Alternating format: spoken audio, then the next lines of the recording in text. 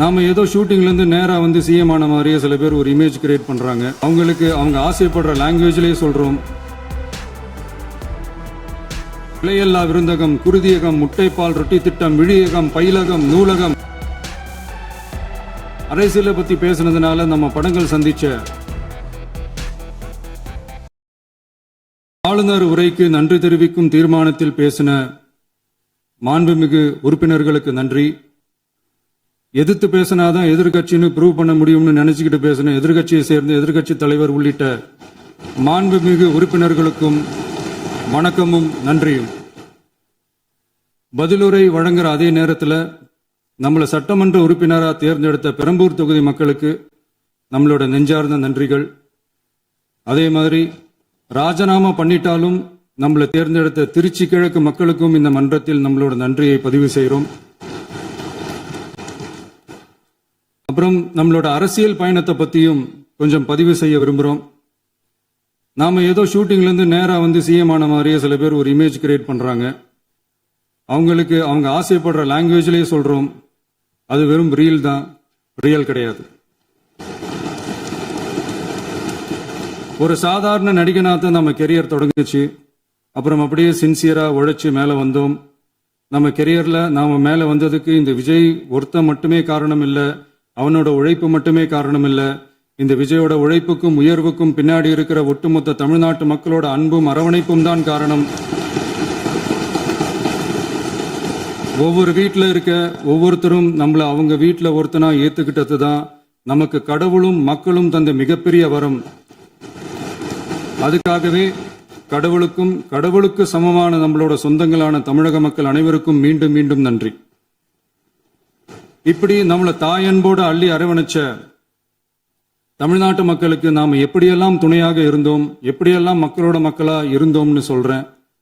1990ஸ்லயே ரசிகர் மன்றமா இருந்தப்பவே மக்களுக்கு துணையா நிற்க ஆரம்பிச்சோம். அதுக்கப்புறம் நற்படி மன்றமாகவும் அதுக்கப்புறம் விஜய் மக்கள் இயக்கமாகவும் மாறி மக்களோட மக்களா நின்றுகிட்டு இருந்தோம். 2008 ஈழத் தமிழருக்கு ஆதரவா உண்ணாவிரதம் போராட்டம் செஞ்சோம். போர் முடிவுக்கு வரணும், நம்ம தொப்புள் கொடிய உறவுகளான ஈழத் தமிழர்களுக்கு பாதுகாப்பான நிம்மதியான ஒரு வாழ்வு கிடைக்கணும்னு அன்னைக்கே கோரிக்கை வச்சோம். 2009 ஆரம்பிச்ச விஜய் மக்கள் இயக்கம் வழியா நம்மளோட மக்கள் நல பணிகளை எக்ஸ்டெண்ட் அண்ட் எக்ஸ்பேண்ட் பண்ணிக்கிட்டே வந்தோம். கல்விக்கு துணையா இருந்தோம், சோசியல் சர்வீஸ் செஞ்சோம், வெள்ள நிவாரணத்துல துணையா இருந்தோம், கொரோனா காலத்துல மக்களுக்கு தோள் கொடுத்தோம். விலையல்லா விருந்தகம், குருதியகம், முட்டைப்பால் ரொட்டி திட்டம், விழியகம், பயிலகம், நூலகம், இப்படி பல வழியில மக்களுக்கு துணையா இருந்தோம். அப்புறம் நம்மளோட திரைப்படங்கள்ல நம்மளால முடிஞ்ச வரைக்கும் ஊழல் எதிர்ப்ப சொன்னோம், சமூக நீதியை சொன்னோம், கல்வியை பத்தி சொன்னோம், அரசியலை பத்தி சொன்னோம். அரசியலை பத்தி பேசுனதுனால நம்ம படங்கள் சந்திச்ச இது வரைக்கும் சந்திக்கிற பிரச்சனையை பத்தி எல்லாருக்குமே தெரிஞ்சதுதான். இது மட்டும் இல்லாம 2011 நாகப்பட்டினத்துல மீனவர் பிரச்சனைகளுக்கு ஆதரவா ஒரு பெரிய பொதுக்கூட்டம் நடத்தினோம். மீனவர்கள் மீதான தாக்குதலை கண்டிச்சு பேசி அதுல நம்மளோட எதிர்ப்பை பதிவு செஞ்சோம். 2017 ஜல்லிக்கட்டு போராட்டத்தில் தமிழர் பண்பாட்டு உரிமைக்கான நம்மளோட ஆதரவை தெரிவித்தோம். 2018 ஸ்டெர்லைட் போராட்டம், துப்பாக்கி சூட்ல பாதிக்கப்பட்ட நம்ம சொந்தங்களை நேரில் சந்திச்சு ஆறுதல் சொன்னோம். 2021 உள்ளாட்சி தேர்தலில் விஜய் மக்கள் இயக்க வேட்பாளர்கள் போட்டியிட்டு ஜெயிச்சாங்க.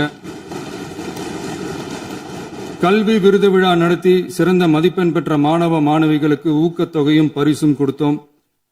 2024 தமிழக வெற்றி கழகத்தை ஆரம்பிச்ச உடனேயே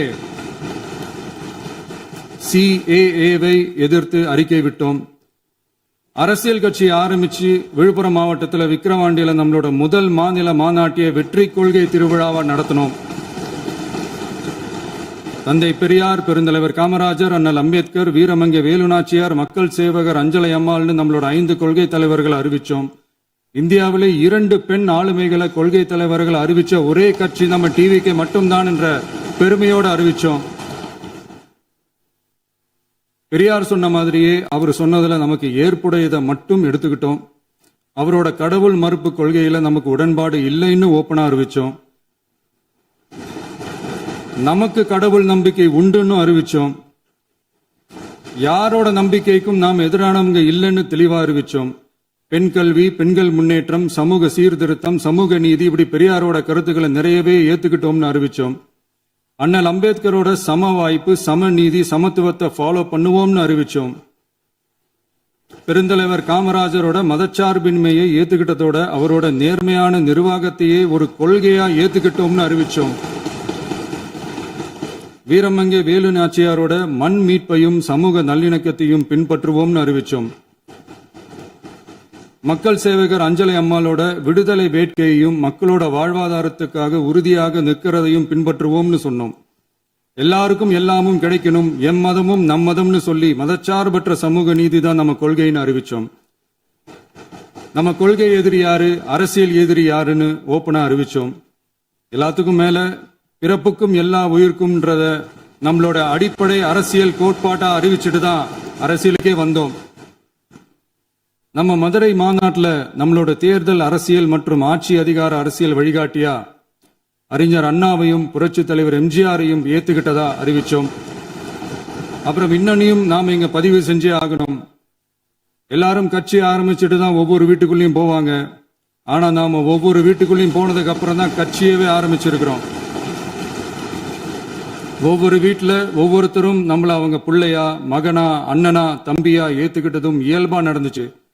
தமிழ்நாட்டு மக்களோட மனசுக்குள்ள போறதுக்கு நாம பட்ட பாடு நமக்கு மட்டும்தான் தெரியும்.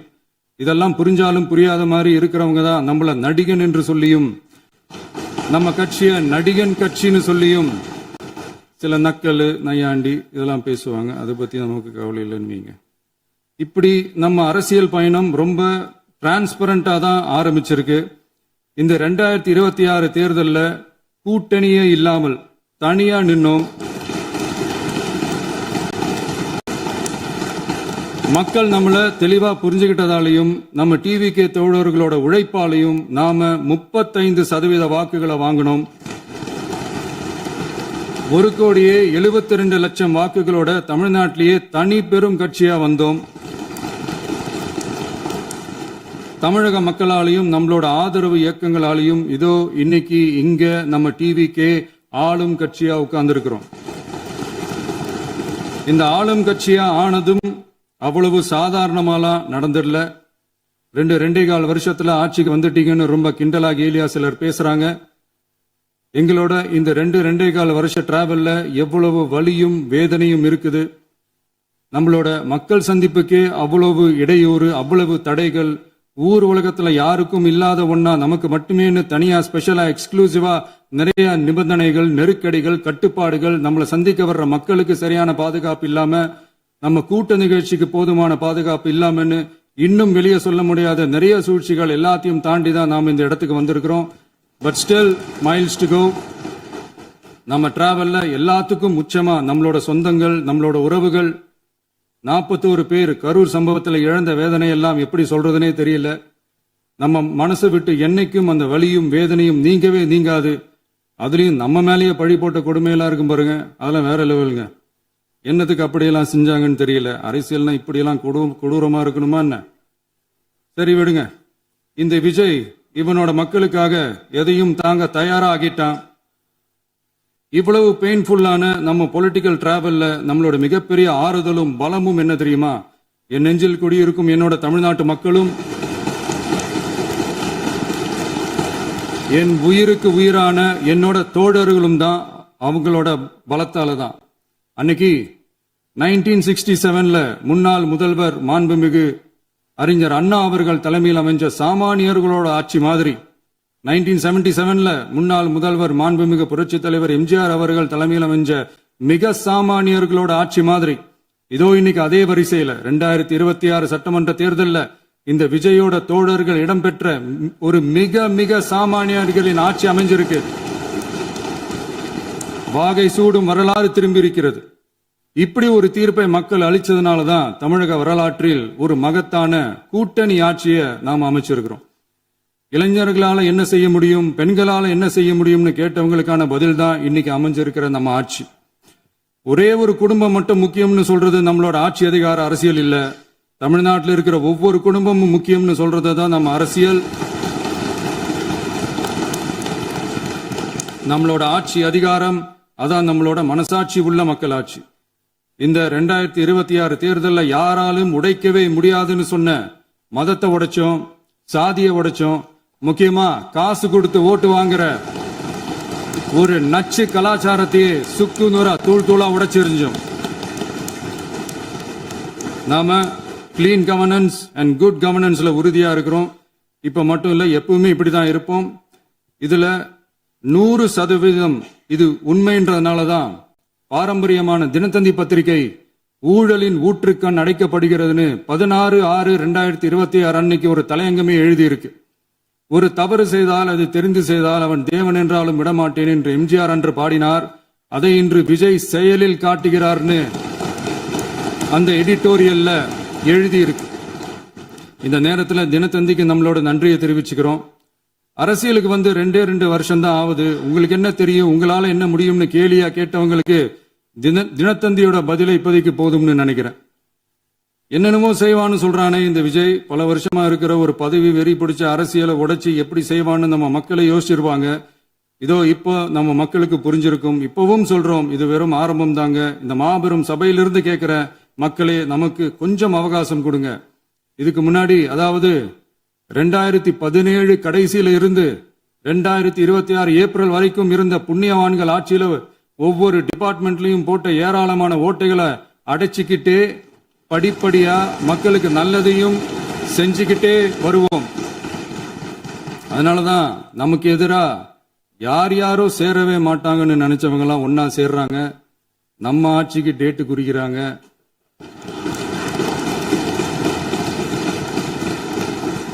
சரி, அவங்களும் நம்ம மக்களே பார்த்துப்பாங்க, அது விடுங்க. நாம ஆட்சிக்கு வந்து சரியா 40 நாள் ஆகுது. அதுக்குள்ள என்ன செஞ்சீங்கன்னு கேட்கிறாங்க. ஒரு லிஸ்ட் ஒன்னு சொல்றேன், கேளுங்க. பெண்கள் பாதுகாப்புக்காக சிங்கப்பெண் சிறப்பு படை, 200 யூனிட் வரை கட்டணமில்லா மின்சாரம், போதைப் பொருள் ஒழிப்புக்காக தனிப்படை, குறுவை நெல் சாகுபடியை ஊக்குவிப்பதற்காக 134.83 கோடி சிறப்பு தொகுப்பு திட்டம், வழிபாட்டு தலம், ஸ்கூல், பஸ் ஸ்டாண்ட், அதுக்கு பக்கத்துல இருக்கிற 717 மதுபான கடைகள் மூடப்பட்டன. அங்க வேலையில் இருந்தவர்களுக்கு வேறு கடைகளில் வேலை, கவனிக்கப்படாமல் விடப்பட்ட அம்மா உணவகங்கள் புதுப்பிக்கப்பட்டன. பத்திரப்பதிவு துறையில் பகல் கொள்ளைக்கு புல் ஸ்டாப் வைக்கப்பட்டுள்ளது. வருகையில்லா ஆவண பதிவு முறை கொண்டுவர உத்தேசிக்கப்பட்ட செயல்பாட்டில் உள்ளது. அரசு மற்றும் தனியார் மருத்துவமனையில் ஸ்கேன் மையங்களில் கருவுறுவதற்கு முன் மற்றும் பின் ஏற்படும் தவறுகளை கண்காணிக்கவும், மருத்துவ நிறுவனம் முறைப்படுத்தும் சட்ட விதிகள் பின்பற்றப்படுகிறதா என கண்காணிக்கவும், மருத்துவ மற்றும் ஊரக பணிகள் இயக்கத்தின் பயன்பாட்டிற்காக 40 புதிய வாகனங்கள் வழங்கப்பட்டுள்ளது. கூட்டுறவு வங்கியின் ஏழை எளிய மக்கள் வாங்கிய கடனுக்கு முதல் முத்தாய்ப்பாக ரூபாய் 2045 கோடி தள்ளுபடி வழங்கி ஆணையிடப்பட்டுள்ளது. ஒன்றிய அரசிடம் கேட்டுக்கொண்டதற்கிணங்க கடந்த 2 வருடமாக நிறுத்தி வைக்கப்பட்ட இருந்த ஜல் ஜீவன் மிஷன் திட்டம் புதுப்பிக்கப்பட்டு ஜல் ஜீவன் மிஷன் திட்டம் 2.0 நடைமுறைக்கு கொண்டு வரப்பட்டுள்ளது. 18,500 கோடி அளவில் உறுதியளிக்கப்பட்ட காஞ்சிபுரம் மாவட்டத்தில் மைய விரிவாக்க திட்டம், கோயம்புத்தூரில் மின்னணு பொருட்கள் மற்றும் மின்னணு அமைப்புகள் உற்பத்தி திட்டம் மற்றும் திருவள்ளூர் மாவட்டத்தில் காட்டுப்பள்ளி LNT கப்பல் கட்டும் தளம் விரிவாக்க திட்டத்திற்கு ஒப்பந்தங்கள் போடப்பட்டுள்ளன. அனைத்து நிர்வாக நடவடிக்கைகளும் மின்னணு முறையில் மாற்றம் கொண்டுவர நடவடிக்கை எடுக்கப்பட்டு வருகிறது. சட்டவிரோத கல்குவாரி மற்றும் அனுமதியின்றி கனிமங்களை எடுத்துச் செல்வது தடுக்கப்பட்டுள்ளது. பல்வேறு குவாரிகள் சீல் வைக்கப்பட்டுள்ளன. கனிமங்களை கண்காணிப்பது, எல்லைகளை நிர்ணயிப்பது மற்றும் ஆளில்லா விமானம் மூலம் அளவீடு செய்வது போன்றவற்றை செயல்படுத்துவதற்கான பணிகள் மேற்கொள்ளப்பட்டு வருகின்றன. அனைத்து துறைகளிலும் அலுவலர் தலையீடு இல்லாமல் லஞ்ச லாவண்யமற்ற தமிழகத்தை உருவாக்க அனைத்து நடவடிக்கைகளும் முடுக்கிவிடப்பட்டுள்ளது. இதெல்லாம் சாம்பிள் தான், இன்னும் இருக்கு. இந்த வெறும் 40 நாளுக்குள்ளேயே இவ்வளவு செஞ்சிருக்கோம்னா இனி வர்ற நாட்கள்ல கொஞ்சம் கொஞ்சமா படிப்படியா ஸ்டெடியா உழைச்சி லஞ்சலாவணம் இல்லாத, ஊழல் இல்லாத, பெண்களுக்கு பாதுகாப்பான, சுதந்திரமான, டிரான்ஸ்பரண்டான தமிழ்நாட்டை நம்ம சொந்தங்களான தமிழக மக்களுக்கு தர்றது தான் நம்மளோட ஒன் அண்ட் ஒன்லி டார்கெட். கண்டிப்பா அதை நிறைவேற்றியே காட்டுவோம். 8 கோடி மக்கள் நம்மளோட இருக்கிறப்போ ஏங்க இதை செய்ய முடியாது? மாண்புமிகு பேரவைத் தலைவர் அவர்களே, தமிழ்நாட்டின் கருவூலம் எப்படி திசை மாறி உருமாறி தேய்ந்து ஓய்ந்து கிடக்கிறதுன்னு சொன்னாங்க. திசை மாறி உருமாறி தேய்ந்து ஓய்ந்துன்னு வசனம் மாதிரி ரைமிங்கா இல்லாம வளமான இலக்கியமா இதே சபையில பேசினவங்களோட திறமையான ஆட்சியில நடந்த நிதி மேலாண்மையை பத்தி வெள்ளை அறிக்கையா வெளியிட்டோம். வெள்ளை அறிக்கை வந்ததிலிருந்தே கண்ணை கட்டுதுங்க. அந்த காலத்துலதான் பிள்ளையோ பிள்ளை தொல்லையோ தொல்லைன்னு சொன்னாங்க. அதே மாதிரி தாங்க அவங்க ஆட்சியாலையும் அவங்களாலையும் இன்னைக்கு தமிழ்நாட்டுக்கே தொல்லையோ தொல்லை. இப்படி ஒரு நிலைமையை உண்டாக்கி வச்சுட்டு இவங்க சொல்றாங்க நமக்கு ஆட்சி செய்ய தெரியாதுன்னு. நம்ம அமைச்சர்களுக்கும் நம்ம சட்டமன்ற உறுப்பினர்களுக்கும் ஒன்னும் தெரியாதுன்னு. ஆமாங்க, எங்களுக்கு தெரியாதுதான். எங்க சட்டமன்ற உறுப்பினர்களுக்கும் அமைச்சர்களுக்கும் மக்கள் பணி செய்ய தெரிஞ்ச அளவுக்கு மக்கள் பணத்தை சுருட்ட தெரியாதுதான்.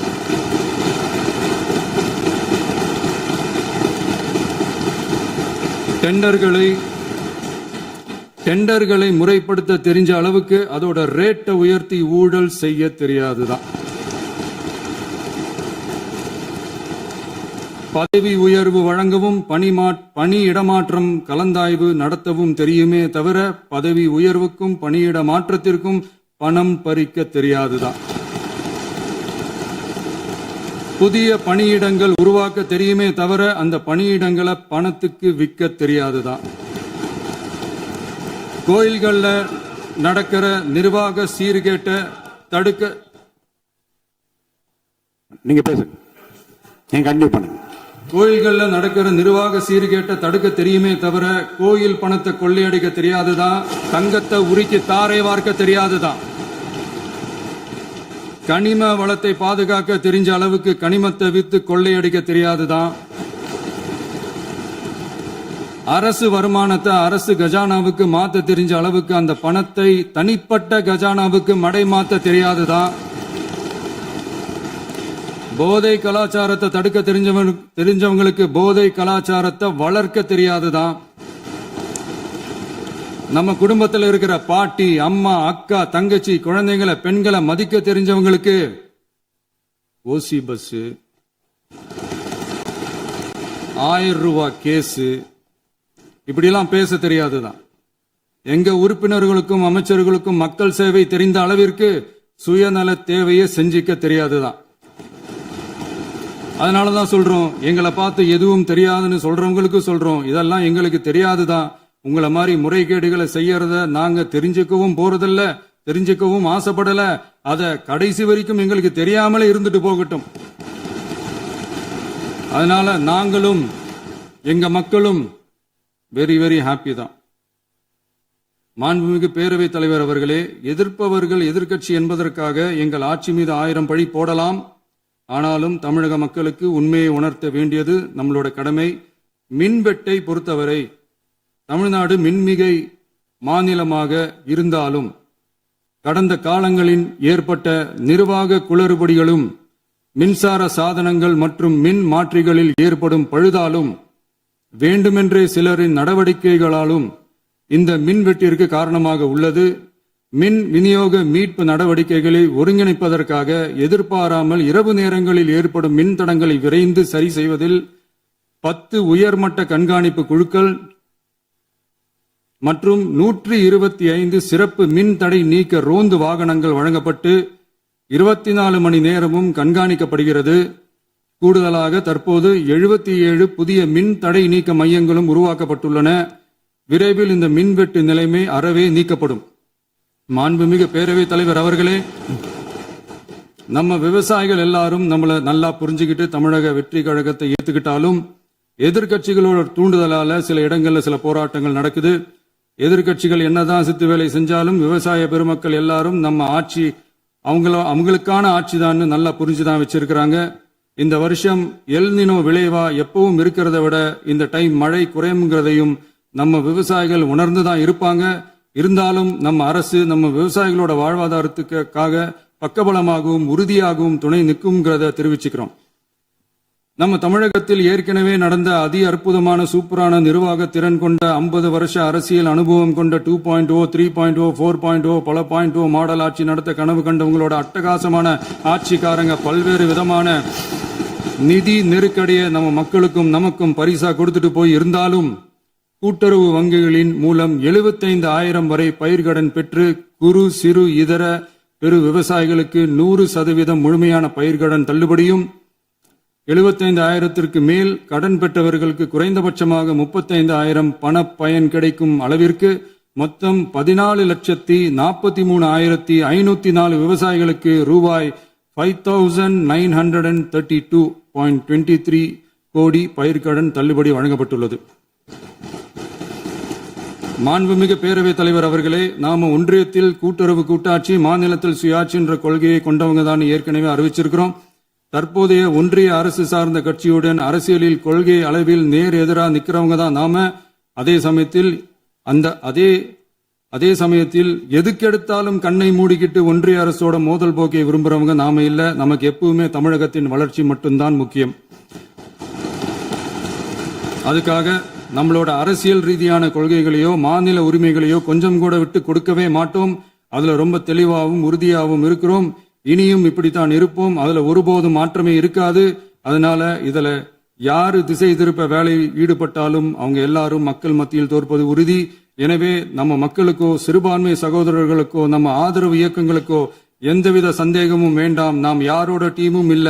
நாம எப்பவுமே பியூரான பீப்புள்ஸ் டீம். இன்னும் சொல்ல போனா நாம secular team, social justice team. மாண்புமிகு பேரவைத் தலைவர் அவர்களே, அரசு விழாக்கள், கல்வி நிறுவனங்கள் மற்றும் பல அதிகாரப்பூர்வ நிகழ்ச்சிகளோட தொடக்கத்துல நம்ம தமிழ்தாய் வாழ்த்த பாடுறதுதான் வழக்கமா இருக்கு. தமிழ்தாய் வாழ்த்த பொறுத்த வரைக்கும் நம் அரசு இதுல நம்மளோட உறுதியான நிலைப்பாட்டை ஒன்றிய அரசுக்கு மிக தெளிவா தெரிவிச்சிருக்கு.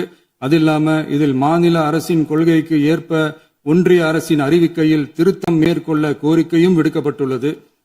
நீட் தேர்வை பொறுத்தவரை கிராமப்புற மற்றும் பொருளாதார ரீதியாக பின்தங்கிய மாணவர்களுக்கு சமமான வாய்ப்பை வழங்குவதில்லை. மருத்துவ கல்வியில் சமூக நீதி மற்றும் சம வாய்ப்பை நீட் பாதிக்கிறது என்பதை உணர்கிறோம். எனவே மருத்துவ படிப்புகளுக்கான சேர்க்கையை 12ஆம் வகுப்பு மதிப்பெண்களின் அடிப்படையில் நடத்த வேண்டும் என்று நமது அரசு வலியுறுத்தி வருகிறது. மத்திய அரசிடம் நீட்டிலிருந்து தமிழ்நாட்டிற்கு விலக்கு வழங்க வேண்டும் என்று கோரிக்கை விடுத்துள்ளது. மாண்புமிகு பேரவைத் தலைவர் அவர்களே, பேரறிஞர் அண்ணா அவர்கள் தலைமையிலான அரசு 1968 இருமொழி கொள்கையை நடைமுறைப்படுத்தியது. தமிழ் ஆட்சி மொழி, தமிழ் மொழியை பாதுகாப்பது, மாணவர்களுக்கு ஆங்கிலத்தின் மூலம் உலக அளவிலான வாய்ப்புகளை வழங்குவது, எந்த ஒரு மொழியையும் கட்டாயமாக திணிப்பதை தவிர்ப்பது மற்றும் எதிர்ப்பது, நிலத்தின் மொழி மற்றும் பண்பாட்டு அடையாளத்தை பேணுவது என்பதை நம் தமிழக வெற்றிக் கழக ஆட்சி ஏற்றுக்கொண்டுள்ளது. எனவே தமிழ்நாட்டில் தமிழ் ஆட்சி மொழி மற்றும் இருமொழி கொள்கை என்பதில் நமக்கு மாற்று கருத்தே இல்லை.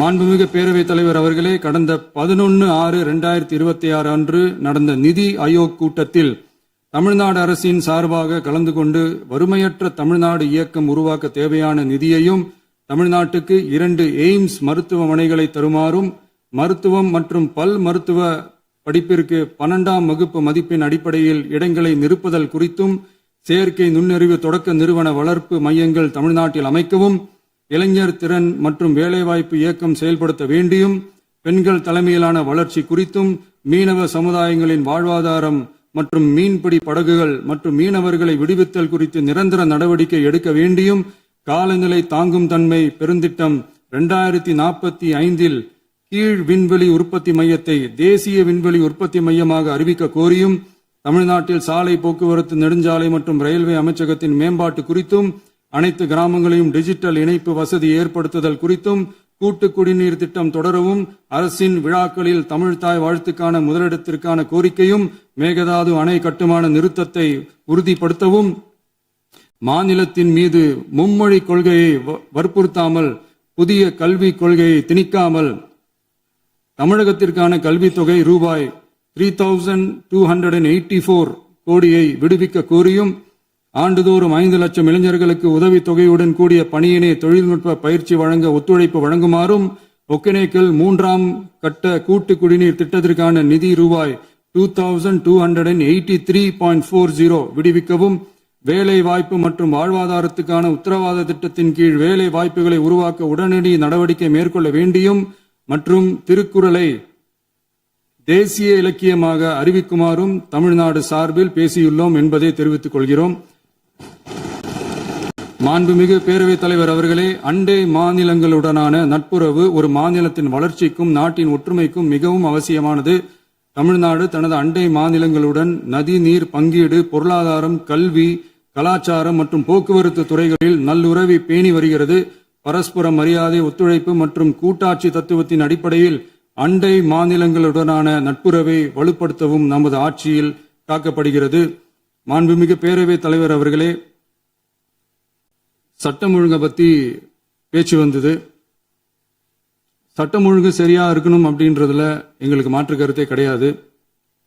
கண்டிப்பா லா அண்ட் ஆர்டர் கரெக்டா இருக்கணும், கரெக்டா இருக்கும், இருக்க வைப்போம்.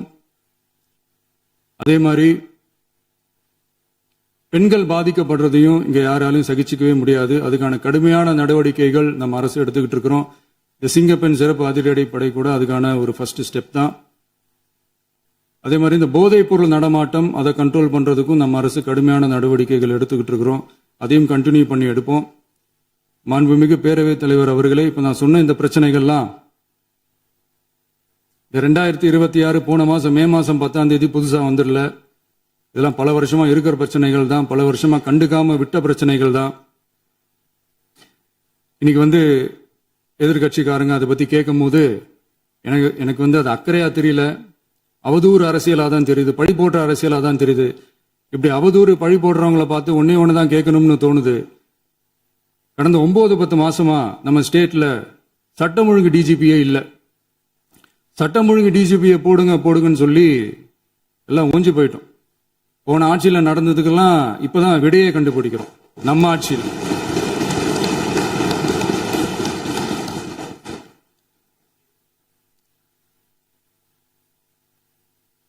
இந்த போதைப் பொருள் நடமாட்டம் எல்லாம் தாறுமாற அப்படியே பரவி கொட்டி கிடக்குது.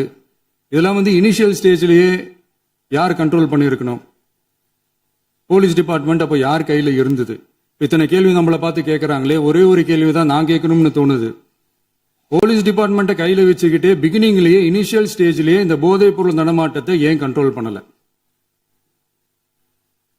மனசாட்சி உள்ளவங்க இந்த பிரச்சனையெல்லாம் ஏன் நடக்குதுன்றது அவங்களுக்கே நல்லா தெரியும். இன்னைக்கு சட்டம் ஒழுங்கை பத்தி கேள்வி கேட்க கூடாதா அப்படின்னா தாராளமா கேட்கலாம். இது ஜனநாயக அரசு, மன்னராட்சி எல்லாம் கிடையாது, மனசாட்சி உள்ள மக்களாட்சி.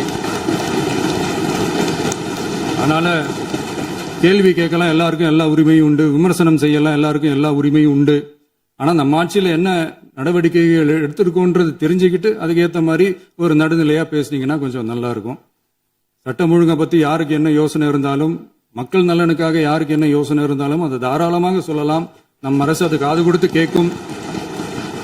ஆனா நம்ம அரசனுடைய நிர்வாகத்திறன் அதை பத்தி பேசுறவங்களுக்கு இந்த ஊரடிச்சு உலையில போட்டு ஊழல் மேல ஊழலா செஞ்சுக்கிட்டு அதுல இருந்து தப்பிக்கிறதுக்கு பேர் தான் நிர்வாகத்திறன் அப்படின்னு சொன்னா, அப்படிப்பட்ட ஒரு ஊழல் செய்யற நிர்வாகத்திறனை நம்ம அரசு ஒரு நாளும் செய்யாது. பொட்டி பெட்டியா பணத்தை வச்சுக்கிட்டு, பெட்டியை வச்சு எல்லாம் செஞ்சுக்கிட்டு, போதைப் பொருள் பாதுகாவல் கழக மாடல் அரசாங்கம் செஞ்ச ஒவ்வொரு ஊழலா வெளியில வந்துகிட்டு இருக்கு. டாஸ்மாக்ல அது என்னப்பா அது பேரு, பார்ட்டி ஃபண்ட், கட்சி நிதி அப்படின்ற பேர்ல அடிச்ச கொள்ளையெல்லாம் ஒண்ணு ஒண்ணா இப்போ கவர்மெண்டோட கஜானாவுக்குள்ள கொண்டு சேர்த்துக்கிட்டே இருக்கிறோம்.